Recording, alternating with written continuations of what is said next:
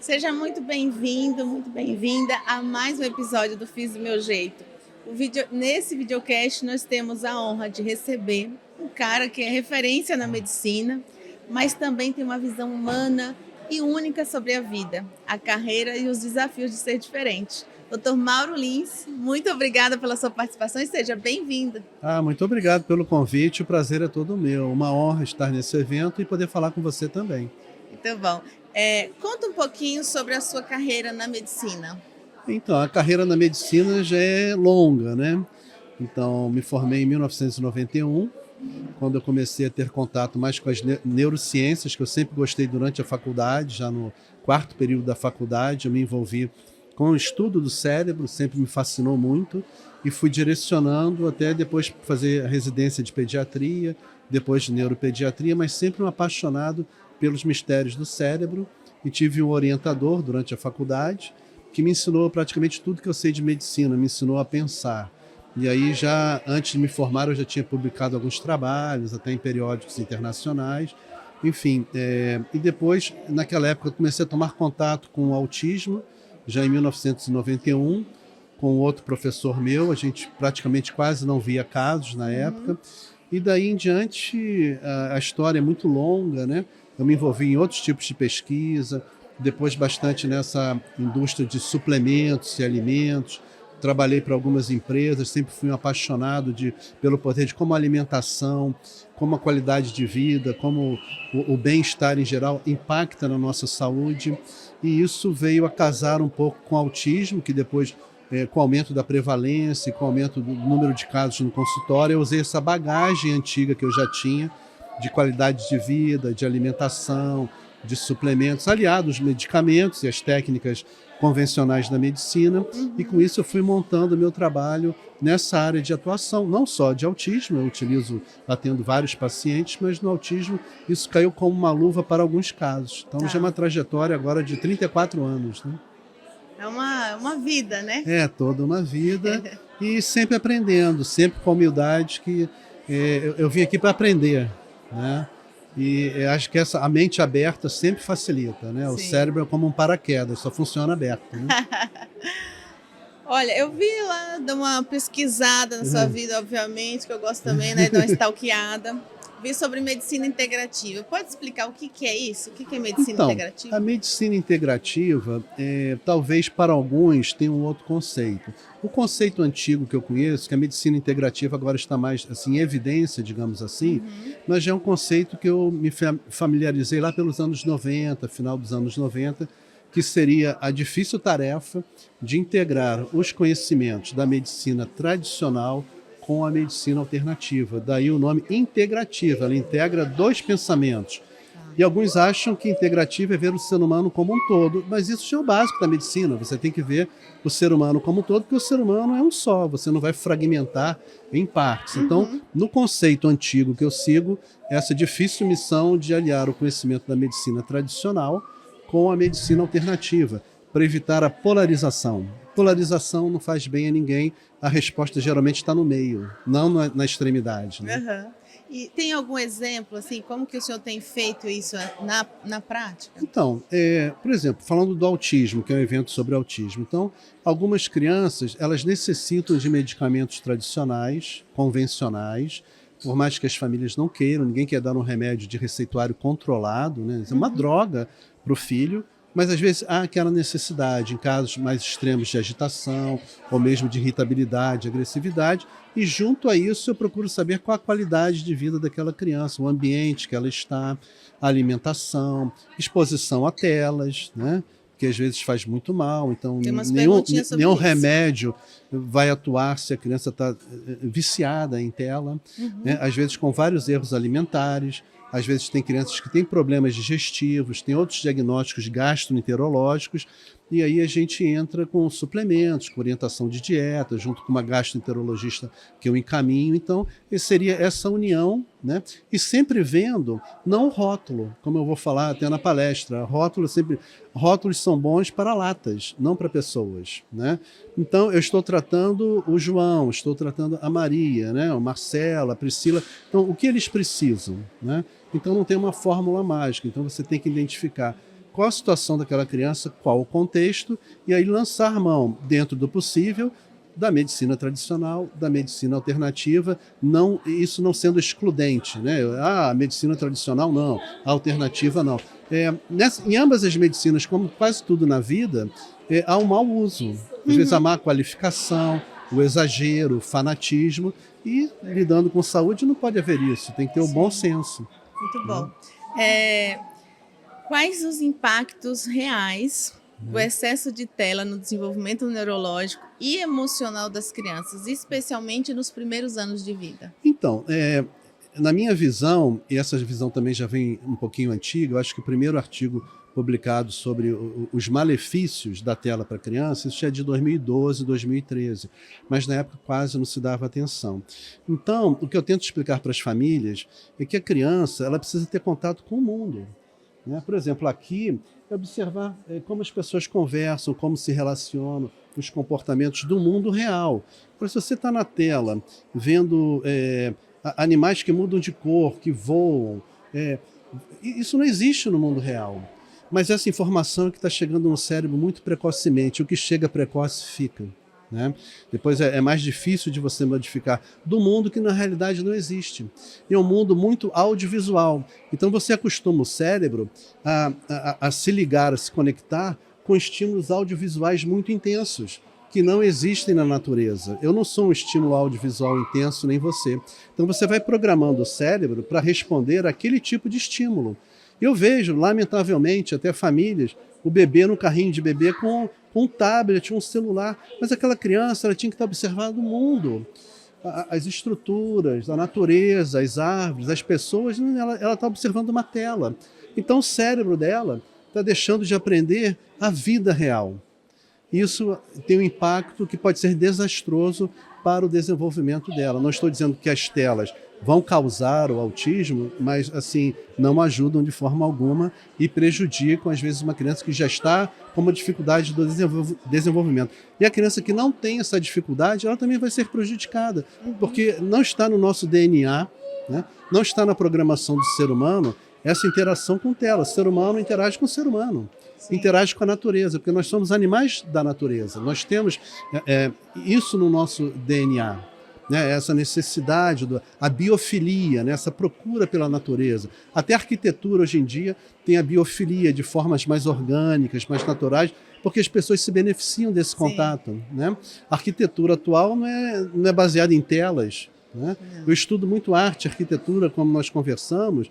Eu não vou no museu para ver tela, vou para ver o que as grandes mentes fizeram. Então, é um prejuízo muito grande. Infelizmente, boa parte da população não tem essa noção, acha que é bonitinho dar tela para criança, e eu acho profundamente lamentável. Deveria ter uma campanha pública, uma campanha para, e já tem, né, em alguns países e tudo, para que as crianças não tenham acesso a isso. Estão proibindo nas escolas, né, porque faz mal. Bem, se atrapalha na vida escolar, talvez atrapalhe na vida domiciliar, e na vida em geral. Sim. É um assunto bem necessário, né? Não deveria ser polêmico, deveria sim ser uma questão de saúde mesmo, né, para as crianças. Sim, de bom senso. Sim. Por tudo que eu expliquei. Nós somos seres de comunicação, a nossa relação com outro ser humano, a nossa relação com o mundo, com a natureza, não com uma tela. É isso. Olha, na sua experiência, o que os pais erram quando o assunto é tempo de tela? E o que o senhor costuma orientar para elas? Então, o problema do tempo de tela, dessa exposição à tela, principalmente dos celulares, né, o telemóvel, o tablet, e uma TV também smart, que acaba virando um celular grande, é a exposição muito precoce e muito intensa, porque você está impregnando o cérebro. A criança, digamos assim, é a maior esponja do mundo em termos de absorção. Então ela está absorvendo um conteúdo que não é necessário para o desenvolvimento dela. E como mas você as falou, famílias até um conteúdo que não existe, né? Sim, parece que usam isso como uma chupeta, né? Então qualquer coisa com a criança, dá o celular. Eu vejo também famílias que, infelizmente, o pai trabalha muito, a mãe trabalha muito, chegam em casa cansados, praticamente não interagem com a criança tem uma demanda, tem uma atividade, uma energia muito grande, dá o celular. Entende? São crianças que vivem em abandono, porque elas vivem com os pais, mas ao mesmo tempo elas não se relacionam com os pais. Né? E aí, outro problema, como a criança está acostumada a essa informação muito intensa, esse estímulo euforizante da tela, as famílias depois veem que o tempo todo da criança tem que estar sendo preenchido, desculpa, com alguma atividade muito euforizante, né? Alguma coisa muito intensa. Então tem crianças hoje em dia que falam que sentem tédio. A criança sentir tédio, a criança também precisa do tempo dela, ela precisa descansar, ela precisa pensar, ela não tem que estar sempre fazendo alguma coisa muito intensa, muito intensa. E é isso que a gente vê hoje em dia. Quando tem tempo com os filhos, é uma série de programações de muito estímulo, enquanto que em detrimento de outras que seriam às vezes atividades mais naturais, o contato com a natureza que é extremamente benéfico. Sim. Eu tenho as famílias que às vezes falam, fomos com meu filho para um hotel fazenda no final de semana, fomos para o campo. Lá ele é outra criança. Claro. É outro mundo. É outro mundo, é o mundo real. Sim. É um mundo de contato com a terra, contato com a natureza e mais tempo com a família, tempo de qualidade. Não adianta estar com a família, eu estou aqui, minha mulher e a criança no celular ou na tela. Estão presentes, mas não estão juntos, né? Sim, é a sensação de abandono, impregnando o cérebro da criança com muitas informações ao mesmo tempo que não são do mundo real. Perfeito, sim. Vamos precisar falar muito sobre isso. Eu vejo também no seu Instagram que o senhor tem falado sobre isso e é uma questão de saúde, né? E temos já as evidências científicas, né, de estudos em vários países mostrando como realmente isso não tem contribuído, pelo contrário, talvez até um problema de saúde de agora para o futuro. Sim. A gente sabe que o autismo não é só um tema técnico, né? Ele mexe com o coração também. Como foi a sua experiência pessoal com o espectro e como ela mudou a forma do senhor enxergar a vida? Então, para algumas famílias há uma angústia muito grande, um sofrimento muito grande, por não estar vendo seu filho desenvolver a contento. Não que a gente queira retirar o autismo da vida das pessoas, alguns autistas funcionam muito bem, vão muito bem, mas tem famílias que gostariam que o filho falasse, que se comunicasse, falasse, mamãe eu te amo, papai eu te amo, conseguisse colocar as emoções para fora. Então isso leva a gente a procurar caminhos mais adequados para essa família. Muitas vezes no consultório eu falo que eu sou um médico GPS. O que a família precisa é de um GPS, ela precisa que alguém guie no caminho certo, porque os atalhos nessa estrada são muitos, mas às vezes o atalho vai levar a um beco sem saída, a uma ponte que caiu. A família tem que voltar para a estrada e recomeçar tudo de novo. Então, é importante ter bastante honestidade nessa hora, de dar as orientações certas, mesmo que sejam as orientações que a família não quer ouvir, né? Às vezes você vai falar de celular, vai falar de estilo de vida, mais tempo com a criança, e isso não é uma crítica, é só uma orientação, né? Em outro contexto, chega um paciente no consultório que está cansado, com tosse, emagrecimento, e é um fumante de 2, 3 maços de cigarro por dia. O que eu vou falar para ele? Para fumar mais? Eu tenho que falar que ele tem que parar com o cigarro, em primeiro lugar. Não tem uma pílula que eu possa dar para substituir isso. Então, as famílias às vezes necessitam de mudanças também na programação delas e eu preciso orientar sobre isso. Às vezes vão aceitar bem, às vezes vão aceitar mal e procurar outro caminho. Qual o caminho? Tem que dar uma pílula mágica, que a sociedade está acostumada com pílula para acordar, com pílula para dormir, com pílula para namorar, com pílula para se sentir bem. As pessoas não podem nem ter um luto, né? Se você perdeu o emprego, teve uma perda na família, está triste, tem que tomar logo um remédio. Você não passa pelo processo natural das coisas. É uma sociedade muito medicamentosa. É muito, muito bacana falar sobre isso. Você acredita que os médicos, né, precisam se envolver mais na comunicação com o público, sair mais do consultório, falar mais sobre medicina de maneira geral? E aí é o estilo pessoal de cada um, né? Algumas pessoas são mais reservadas, outras são mais expansivas, e aí fica a critério de cada colega, né? Porque se ele é muito tímido, se não é exatamente como se diz, a praia dele, então não vai ser natural para ele, né? Acho que cada um tem que seguir a sua tendência, o seu instinto, a sua natureza. Quando o Mauro tira o jaleco, quem ele é, quais suas paixões, quais seus hobbies, quais suas aspirações, sonhos. Então, eu sou um apaixonado pela medicina, também por esse mundo de produtos naturais, de alimentação. Gosto de esporte, tento praticar sempre alguma coisa, né? Natação de manhã, academia, subir escadas, porque a gente também tem que cuidar da própria saúde. O médico tem que estar bem, né, para ele poder transmitir essa energia e para poder estar funcionando bem. E também uma outra paixão, mais tardia um pouco, o estudo das artes, o estudo da arquitetura, até arquitetura neurodivergente. Então, vários pintores que eu gosto de acompanhar também. História da arte, de uma forma geral, que isso me fez um bem enorme, porque eu acho que abre a mente, torna você uma pessoa melhor, né? E eu fico impressionado, nossa, esses artistas, qual a capacidade deles para fazer isso, né? Como são geniais, né? E eu até vou comentar um pouco na palestra. Então, se toda essa capacidade humana, que é assim impressionante, principalmente quando nós visitamos cidades com tantas obras de arte, se tudo isso fosse canalizado para o bem, acho que 99% dos nossos problemas estariam resolvidos. Estariam mesmo.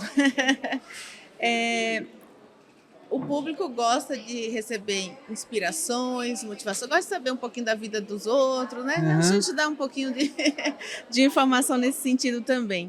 Existe alguma filosofia de vida ou rotina que te ajuda a manter o equilíbrio entre a vida profissional e pessoal? Sim, então, como eu estou falando, não viver exclusivamente da vida profissional. Porque eu acho que um bom profissional, ele tem que abraçar a vida em geral, porque é um privilégio. Estar vivo, estar saudável, é uma situação que é negada a muitas pessoas, né? E poder já estar na minha idade também é negado a muitas pessoas. Então você tem que agradecer, acho que agradecer sempre, né? E procurar ter uma outra atividade além da medicina, que você vai ser um médico melhor. Perfeito. Tem alguma coisa que o senhor quer deixar de considerações finais para o público, autismo, medicina, de maneira geral? Fica à vontade. Sempre a mente aberta, evitando as polarizações. Porque nas polarizações, geralmente, ambos estão errados, né? O caminho do meio, que é uma filosofia muito antiga, né? Esse caminho, e assim, viva e deixe viver. Legal. Viva e deixe viver. Isso. Muito obrigada por sua participação. Um grande prazer. Um prazer Tudo de estar bom. aqui. Obrigado pelo convite. E um prazer te conhecer pessoalmente também. Igualmente. Essa foi a conversa com o Mauro, Dr. Mauro, aqui com muita humanidade e sensibilidade. E compartilhem para alcançar mais pessoas. Até mais.